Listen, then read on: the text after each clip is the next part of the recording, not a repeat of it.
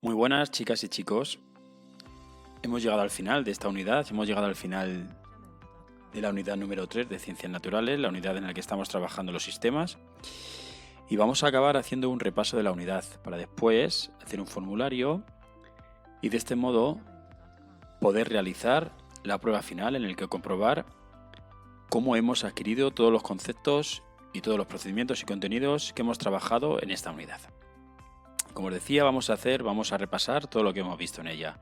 Lo primero que vimos, si recordáis, hace una semana cuando empezamos esta unidad, es qué eran los ecosistemas. ¿Qué es un ecosistema? Como recordáis, un ecosistema es el conjunto de los animales, las plantas y el medio en el que viven, así como las relaciones que se producen entre ellos.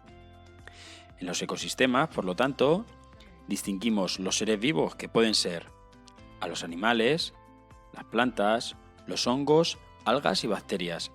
Si recordáis, decíamos que la fauna era el conjunto de los animales de un ecosistema. La flora era el conjunto de plantas, mientras que la biosfera era el conjunto de animales y plantas de toda la Tierra. ¿De acuerdo? El conjunto de seres vivos de toda la Tierra.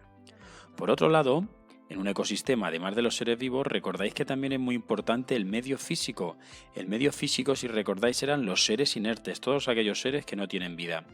En este medio físico aparecía una serie de factores y distinguíamos entre medio físico terrestre, en el que los principales factores, en estos medios físicos terrestres, los animales viven rodeados de aire, y los principales factores que influían eran la humedad, la temperatura, el tipo de suelo y el relieve. Y por otro lado estaban los factores acuáticos. En estos medios acuáticos los seres vivos vivían rodeados de agua. Y aquí los principales factores son las sales que estaban disueltas, las corrientes, la luz que entraba en el agua, el tipo de fondo o la temperatura del agua. Si recordáis, después que vimos esto, aprendimos a clasificar los seres vivos y vimos que todos y cada uno de los seres vivos pertenecen a una especie. Así hablamos de la especie de perros, de la especie de gatos, de la especie de mariposas, de la especie de pinos, de la especie de rosas. El conjunto de todos los individuos de la misma especie, recordáis que era lo que llamábamos población, la población del ecosistema, es decir, todos los individuos de una misma especie, el conjunto de perros, el conjunto de gatos, el conjunto de pinos de un ecosistema. Y por último, si nosotros sumamos todas y cada una de las poblaciones de ese ecosistema, lo que nos da es la comunidad de ese ecosistema. Una vez que vimos esto, lo que hicimos fue conocer los principales tipos de ecosistemas o los ecosistemas más representativos tanto de los medios terrestres como de los medios acuáticos. Y empezamos.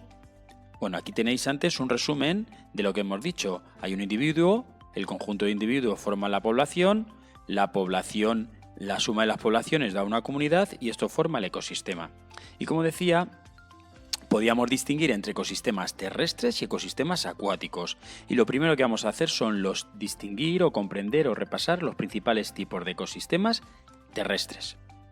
¿Cuáles eran? Si recordáis, hemos visto. En vuestro libro vienen 5, nosotros en alguna ficha hemos visto alguno más. Nosotros hemos visto 5 ejemplos. Hemos visto 2 ejemplos de bosques donde predominaban los árboles, el bosque mediterráneo y el bosque atlántico. Hemos visto las praderas, hemos visto el desierto y hemos visto las estepas. Pues veamos cada uno de ellos con un poquito más de detenimiento. Si recordáis, el bosque mediterráneo se caracterizaba por lo siguiente.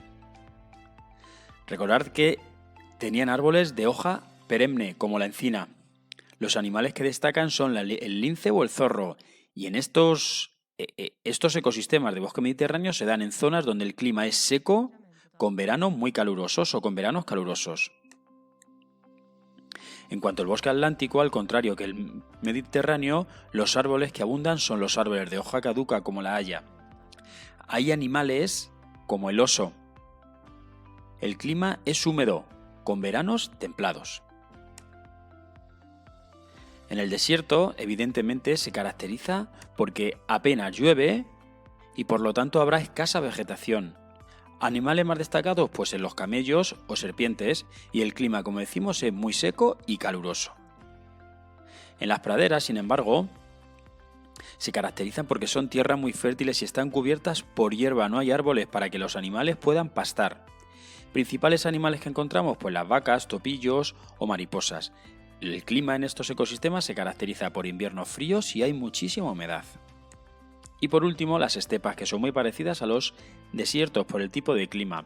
Aquí encontramos pequeñas hierbas y matorrales.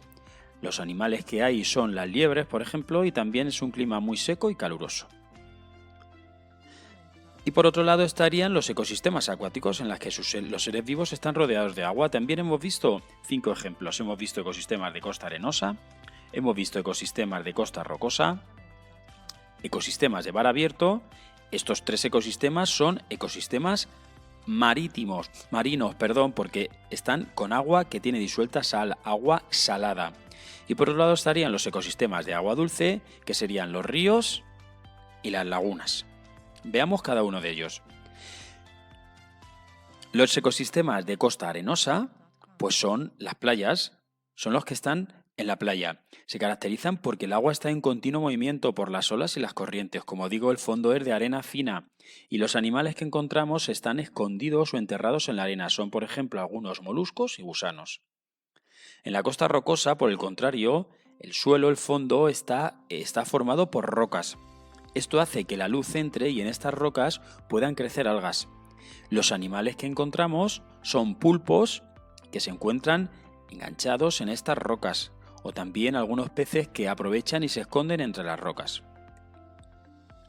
En cuanto al ecosistema de mar abierto, se encuentra lejos de la costa. Encontramos todo tipo de peces que sabéis que están en los mares y, eso sí, a partir de 100 metros de profundidad ya no hay luz, por lo tanto no se puede realizar la fotosíntesis y no hay seres vivos, ya que no pueden realizar las algas la fotosíntesis y el resto de animales no se pueden alimentar. Y en cuanto a los ecosistemas de agua dulce, tendremos los ríos, en los que el agua está en continuo movimiento y los peces que viven en él se han acostumbrado a ello. Ejemplos, pues la trucha, el lucio, la carpa.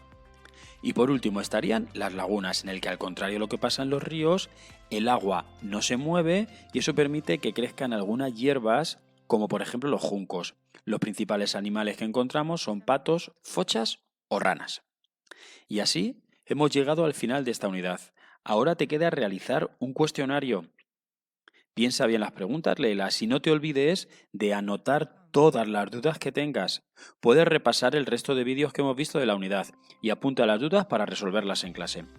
Que paséis buena tarde. Adiós.